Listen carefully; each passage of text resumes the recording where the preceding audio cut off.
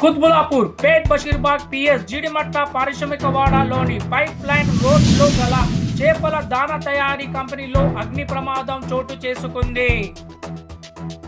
2 fire ఇంజన్ల సహాయంతో మంటలను అదుపు చేసిన అగ్నిమాపక సిబ్బందులు. సుభాష్ నగర్లో pipe line road signal right సైడ్లో ఒక గోదాంలో మంటలు వస్తున్నాయని చెప్పేసి డైలాండ్ వచ్చింది.